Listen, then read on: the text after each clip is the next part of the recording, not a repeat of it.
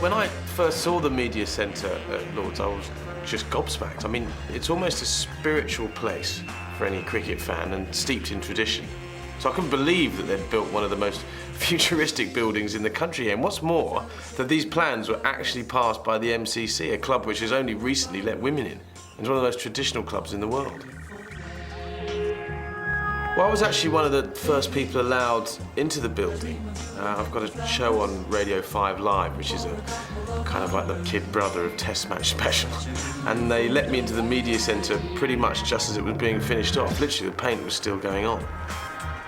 Now, technically, this isn't a building at all. It is, in fact, a boat. It's made of aluminium and was designed using racing yacht technology. It was built in a shipyard in Falmouth and then driven up to London in 26 sections. And apparently, if London were to ever flood, it would float, which is nice. The media centre is truly unique, the only semi-monocoque building in the world. It was designed by architects Future Systems and finished in 1999, just in time for the World Cup, in fact.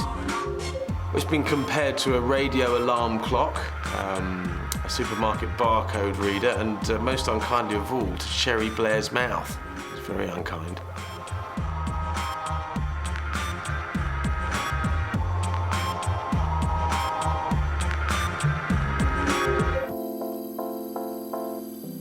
Inside, it's something like out of the Jetsons. It's a very 50s vision of what the future might look like. Now, on match days, this place is completely packed. This room holds about 120 print journalists, cunningly concealed in the desks are your computer terminals, phone lines and PowerPoints. Plus, you get your own personal air nozzle.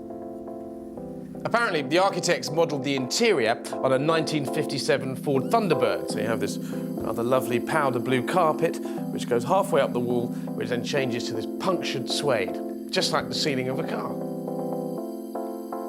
Well, having done cricket commentary in the past, this building's absolutely perfect for the job. There's a great view, and you're just behind the bowler's arm, which is ideal. The glass here slopes forward so that the commentators aren't bothered by reflections, but more importantly, so that the batsman isn't dazzled by the glare.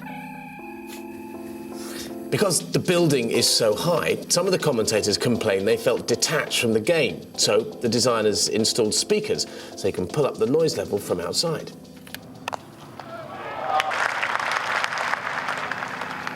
Everyone was happy with this, apparently, except Test Match Special, who demanded the architects punch a hole in the window so that they could dangle a microphone out of it. Because, well, that's the way they've always done things. I guess what I like most about this building is that it's the opposite of that tradition for tradition's sake kind of attitude. The architects could have gone for something bland that fitted in, but they haven't, and I think that's really exciting. I also like the fact that it's right opposite the pavilion, which means all the old members of the MCC have to watch it all day, like some kind of UFO that's landed on their ground.